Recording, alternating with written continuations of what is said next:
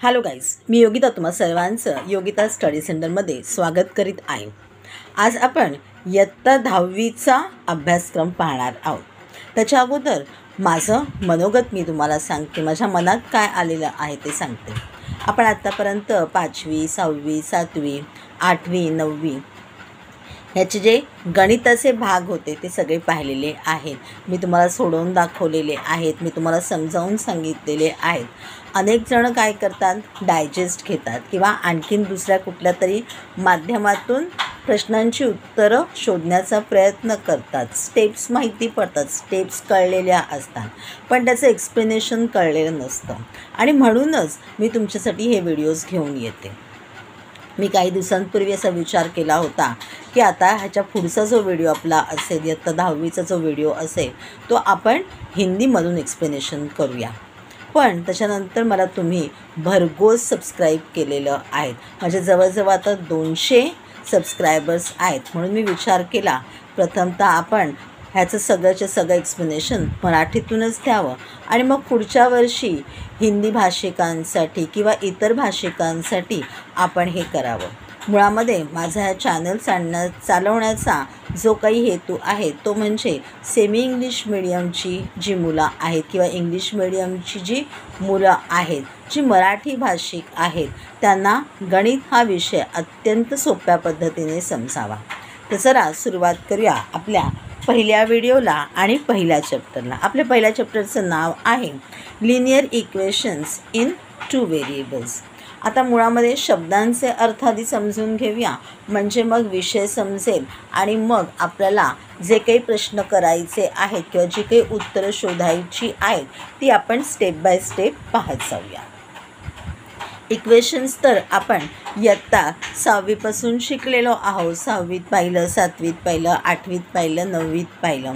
मग आपण आणखीन एक संकल्पना शिकलो, लिनियर इक्वेशन्स. लिनियर इक्वेशन्स म्हणजे काय, तर त्याचा जो डिग्री आहे, व्हेरिएबलची जी डिग्री आहे ती 1 असेल की आपण तिला लिनियर इक्वेशन्स असं म्हणतो. आता आपल्याला पाहायचे 2 व्हेरिएबल्स. आपण पाहिलं व्हेरिएबलचा डिग्री जी आहे ती 1 असली की लिनियर इक्वेशन म्हणायचं आहे. मग अशा 2 व्हेरिएबल्सची आपल्याला लिनियर इक्वेशन्स पाहायची आहेत. म्हणजे त्याचं जे डिग्री आहे ती 1च आहे, मात्र 2 वेगवेगळ्या वस्तूंविषयी सांगितलेलं आहे. मग त्यांना बेरीज करा, त्यांना मल्टिप्लिकेशन करा, त्यांना डिवाईड करा, त्यांना सबट्रॅक्ट करा आणि मग तुम्हाला तुमचं उत्तर मिळेल. मुलं घाई करतात आणि काय करतात, एका व्हेरिएबलचं उत्तर मिळालं, उत्तर लिहितात, झालं, पूर्ण झाला प्रश्न आणि पुढे जे आहे तर दुसरा प्रश्न करतात. घाई करू नका. 2 व्हेरिएबल्स आहेत, x, y, m, n, p, q काय असतील ते तुमचे व्हेरिएबल्स. त्या दोन्हींची उत्तरं काढा, व्यवस्थित उत्तर लिहा किंवा एक्स आणि वायला आपण जे स्क्वेअर करतो तसे स्क्वेअर करा. मी गेल्या वर्षी तुम्हाला सांगितलेलं आहे. आता आपल्याला जे काही प्रश्न विचारतात त्याची उत्तरं जर का तुम्ही स्क्वेअरमध्ये टाकलेली असेल तर खाली तुम्हाला पुन्हा परत सेंटेन्स लिहायची गरज नाही. तुम्हाला लिहायचं आहे तर लिहा, तुम्हाला लिहायचा नसेल तर लिहू नका. मात्र आठवणीने जे काही व्हेरिएबल्सची उत्तरं काढलेली आहेत त्यांना स्क्वेअर करा. तर चला बघूया लिनियर इक्वेशन्स इन 2 व्हेरिएबल्स. आपल्याला विषय कळावा म्हणून त्यांनी काही ॲक्टिव्हिटी दिलेली आहे. त्यामध्ये त्यांनी आपल्याला विचारलेलं आहे, is the equation a linear equation in 2 variables. म्हणजे पहिला प्रश्न आहे लिनियर इक्वेशन आहे का ते बघायचं आहे. मग लिनियर इक्वेशन जरी असलं तरी त्याच्यामध्ये 2 व्हेरिएबल्स असले तरच आपल्याला त्याला यस म्हणायचं आहे. 4m + 3n = 12. त्याने उत्तर दिलेलं आहे येस. लिनियर इक्वेशन आहे, डिग्री दोन्हींची सुद्धा 1च आहे आणि 2 व्हेरिएबल्स आहेत m आणि n. 3x² - 7y = 13. व्हेरिएबल्स 2 आहेत पण एकाचे काय आहे, स्क्वेअर आहे. म्हणजे एकाची डिग्री जी आहे ती 2 आहे, म्हणजे हा लिनियर इक्वेशन नाही आहे. in the square root 2x minus in the square root 5y = 16. Variables 2 आहेत, x आणि y दोन्हीसुद्धा लिनियर इक्वेशन्स आहेत, लिनियर आहे, तशी डिग्री 1 आहे. माझं उत्तर आहे येस, त्याला जो जोडून कोइफिशियंट आहे तो कसा आहे त्याच्याकडे आपल्याला लक्ष द्यायचं नाही आहे. आपल्याला कशाकडे लक्ष द्यायचं आहे तर आपल्याला व्हेरिएबल्स कसे आहेत तेच पाहायचे आहे. 0x + 6y - 3 = 0. आता बघा, एका व्हेरिएबलचा जो आपल्याला कोइफिशियंट दिलेला आहे तो 0 आहे, म्हणजे आपल्याला तो पकडता येणार आहे का, त्याची व्हॅल्यू आपल्याला कळणार आहे काय. 0 × x = 0, म्हणजे आपल्याला तो x हा जो व्हेरिएबल आहे तो पकडताच येणार नाही. त्यामुळे 2 व्हेरिएबल्स होत नाही आहेत. लिनियर इक्वेशन जरी असलं तरी व्हेरिएबल्स 2 होत नाहीत आणि म्हणून त्याचा आन्सर आहे आपलं नो. 0.3x + 0y - 36 = 0. तर तुम्ही म्हणाल 0.3 आहे कोइफिशियंट. चालेल, मी तुम्हाला म्हणाले कोइफिशियंट कसं आहे त्याच्याशी महत्त्व नाही आहे. पण इथे बघा 0y आहे. मगाच्या एक्झाम्पलमध्ये 4th नंबरच्या एक्झाम्पलमध्ये आपण पाहिलं 0x होतं, त्याच्यामुळे आपण म्हणालो की व्हॅल्यू येणार नाही आहे, एक्सची 0 येणार आहे, म्हणजे आपल्याला एक्स लिहिता येणार नाही आहे. इथे तसंच झालेलं आहे, वाय आपल्याला लिहिता येणार नाही आहे, म्हणून याचा आन्सर आहे नो. 4/x + 5/y = 4. आता याच्यामध्ये मुळामध्येच आपला व्हेरिएबल जो आहे 1/x आहे आणि म्हणून हा लिनियर इक्वेशन इन 2 व्हेरिएबल्स नाही आहे, लिनियर इक्वेशन नाही आहे. 4xy - 5y - 8 = 0. आता याच्यामध्ये काय झालं, एका ठिकाणी xy आहे, एका ठिकाणी y आहे. xy म्हणजे एक कुठली तरी गोष्ट, पण त्याच्यामध्ये मुळामध्ये इथे दिलेला y आलेला आहे आणि म्हणून ह्याला आपण लिनियर इक्वेशन म्हणणार नाही आहोत. हा जर xz असता तर आपण त्यांना म्हणत असतो की काहीतरी वेगळी वस्तू आहे, त्यांना वाटलं म्हणून त्यांनी 2 एकत्र नावं दिलेली आहेत, तर त्यालासुद्धा आपण एकच व्हेरिएबल पकडला असता. पण इथे xy आहे आणि पुन्हा परत yची त्यांनी व्हॅल्यू दिलेली आहे किंवा y हा वेगळा व्हेरिएबल सांगितलेला आहे, म्हणून हा काय नाही आहे, लिनियर इक्वेशन नाही आहे. आता बघूया खरा हिशोब. आता बघूया खरा आपला प्रश्न, खरे आपले क्वेश्चन्स जे आपल्याला परीक्षेमध्ये सोडवायचे आहे. त्याच्याचबरोबर अनेक गोष्टी आपण पाहता शिकता ऐकणार आहोत, समजून घेणार आहोत. त्याच्यामध्ये सगळ्यात महत्त्वाची गोष्ट अशी आहे की तुम्ही जेव्हा पेपर लिहिणार आहात, आत्तापर्यंत काय होत होतं, आपला पेपर आपण लिहित होतो. आपला पेपर जो आहे ते आपलेच जे टीचर होते शाळेतले ते समजून घेऊन आपला पेपर तपासत होते, आपल्याला मार्क देत होते. आता आपल्याला बोर्डाची परीक्षा आहे, आपला पेपर दुसऱ्याच कुठल्या तरी टीचरकडे तपासायला जाणार आहे. त्याच्यामुळे सहसा आपण जे काही लिहितो ते सर्वच्या सर्व समोरच्या व्यक्तीला समजलं पाहिजे याची काळजी घेऊन आपल्याला लिहायचं आहे. त्याच्यामुळे मोठं अक्षर काढा, फार मोठं काढू नका, रीडेबल होईल, व्यवस्थित वाटेल एवढं मोठं अक्षर काढा. छान ठळक शाईच्या पेनाने, ठळक इंकच्या पेनाने लिहा. तर चला आता आपण पाहूया example number 1, simultaneous linear equation. सगळेचे सगळे एक्झाम्पल्स आपल्याला पाहिजे आहेत, कारण कुठलाही एक्झाम्पल आपल्याला फिल इन द ब्लँक्स टाईपमध्ये क्वेश्चनमध्ये येऊ शकतो आणि म्हणून आपण सगळेचे सगळे एक्झाम्पल्स पाहणार आहोत.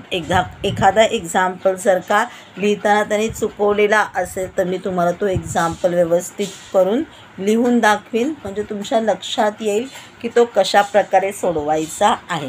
मी तुम्हाला अशी एक रिक्वेस्ट करेन की सगळे एक्झाम्पल्स तुम्हाला जे आहेत ते तुमच्या शाळेच्या वहीमध्ये तुम्ही नाही सोडवलेत तरी चालतील, पण एखादी रफ वही घरी करा आणि त्याच्यामध्ये सगळेच्या सगळे एक्झाम्पल्स जे आहेत ते एकदा सोडवून बघा, म्हणजे तुम्हाला प्रॅक्टिस होईल. हा प्रश्न जर आला परीक्षेमध्ये आपल्याला फिल इन द ब्लँक्स टाईपमध्ये, ॲक्टिव्हिटी टाईपमध्ये तुम्हाला तो व्यवस्थित सोडवता येईल.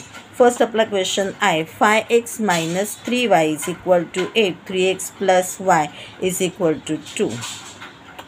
आता आपण म्हटलेलं आहे हे फर्स्ट इक्वेशन आहे 5x - 3y = 8.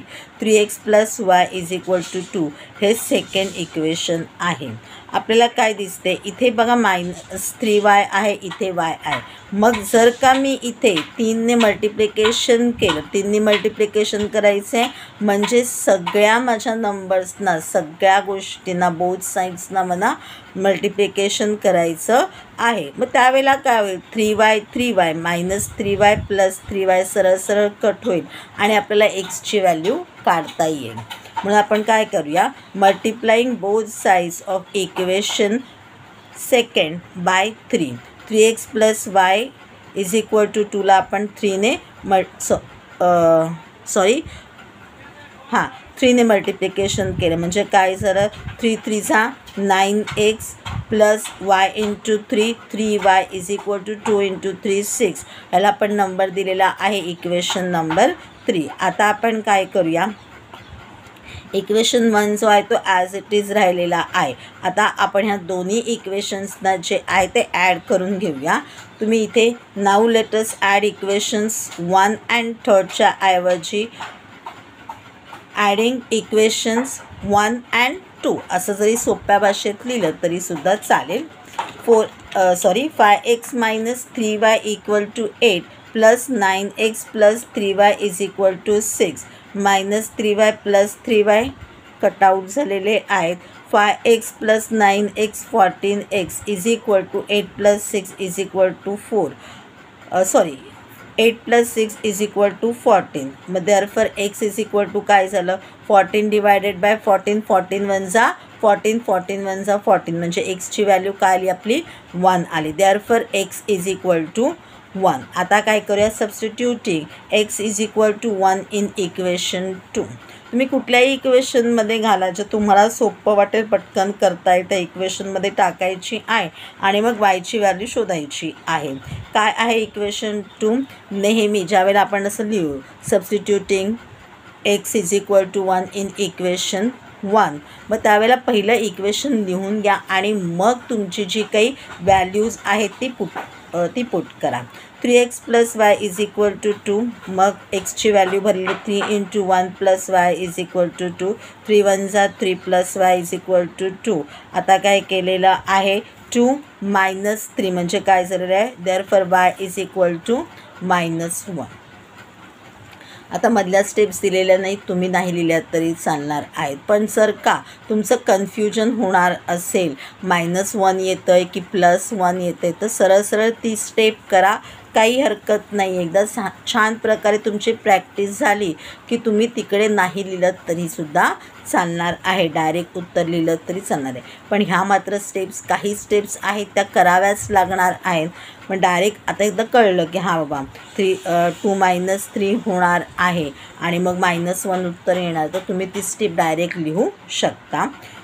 मग आपल्याला शेवटी लिहायचे solution is x is equal to 1, y is equal to -1. It is also written as x, y is equal to 1, -1. तुम्ही लिहू शकता direct. Therefore the solution is x, y is equal to 1, -1. किंवा मी तुम्हाला म्हणाले त्याप्रमाणे तुम्ही दोन्हींना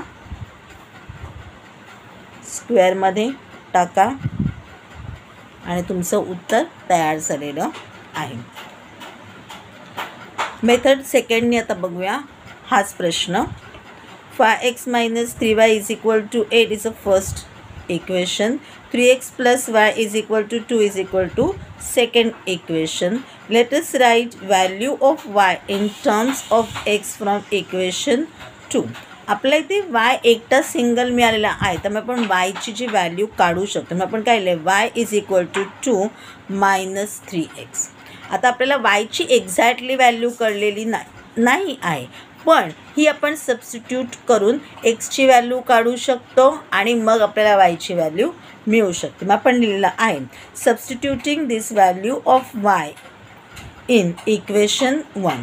वायच्या ऐवजी काय येणार आहे, 3x येणार आहे, म्हणजे आपल्याला एक्सची व्हॅल्यू अगदी आरामशीर ही मिळू शकते. मग आपण लिहिलं 5x minus 3y is equal to 8. 5x minus 3 वायच्या ठिकाणी काय लिहायचं आहे, 2 minus 3x is equal to 2.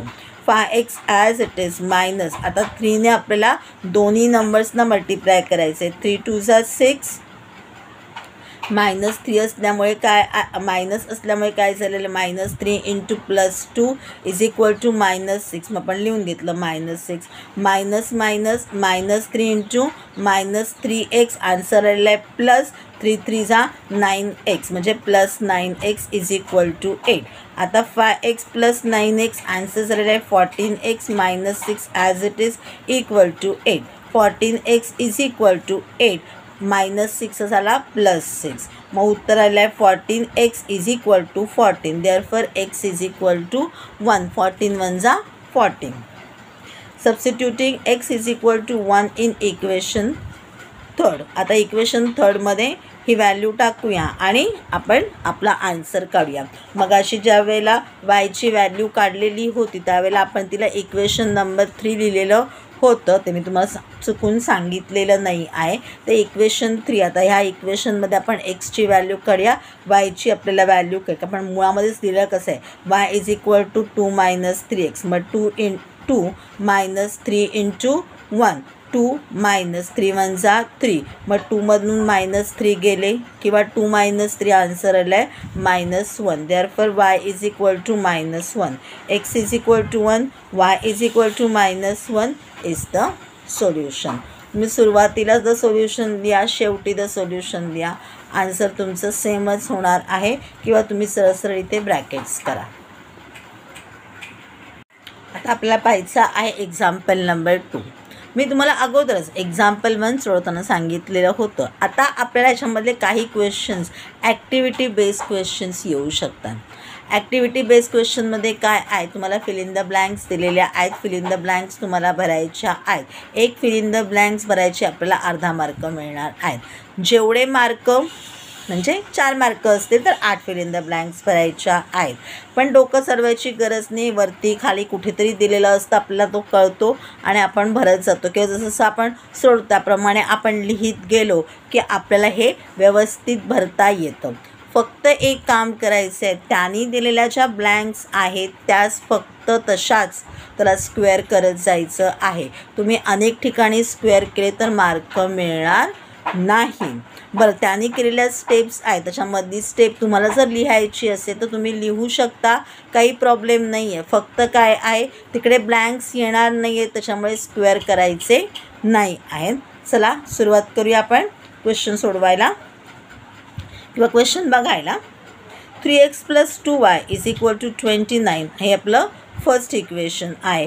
5x - y is equal to 18 हे आपलं सेकंड इक्वेशन आहे. Let's solve the equations by eliminating y.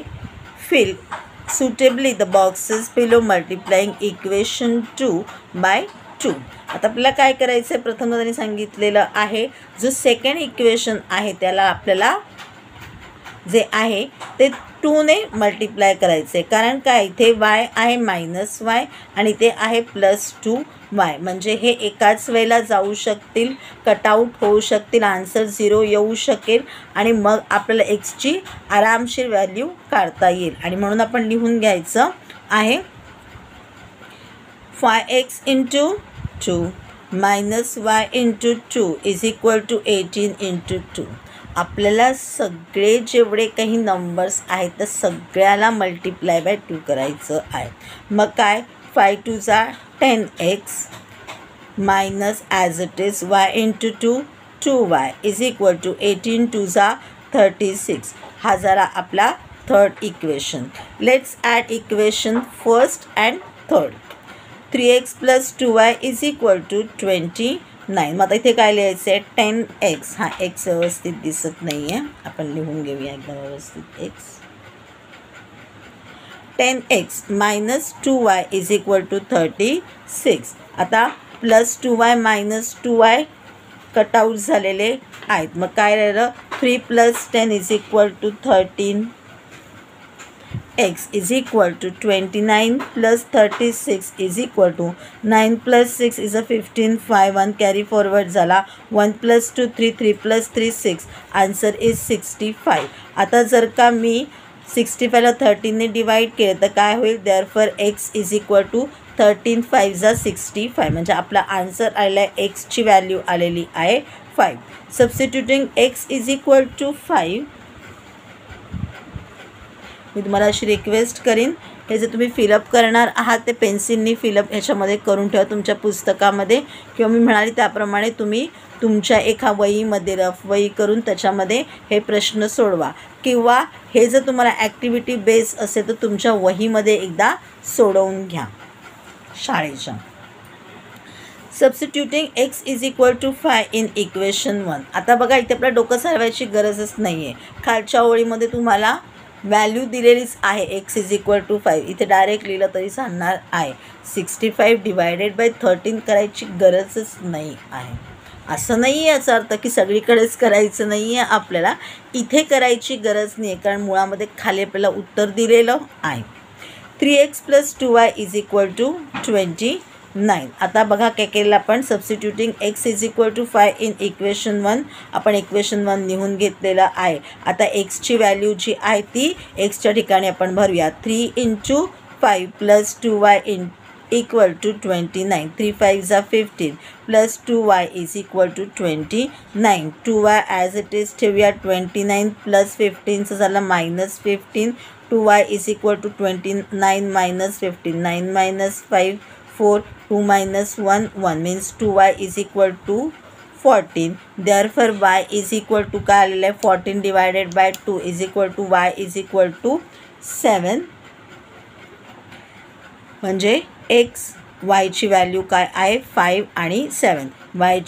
x ची व्हॅल्यू 5, y ची व्हॅल्यू 7. आता आपल्याला पाहायचं आहे example number 3. 15x + 17y is equal to 21. हा आपला फर्स्ट इक्वेशन आहे. 17x + 15y is equal to 11. हा आपला सेकंड इक्वेशन आहे.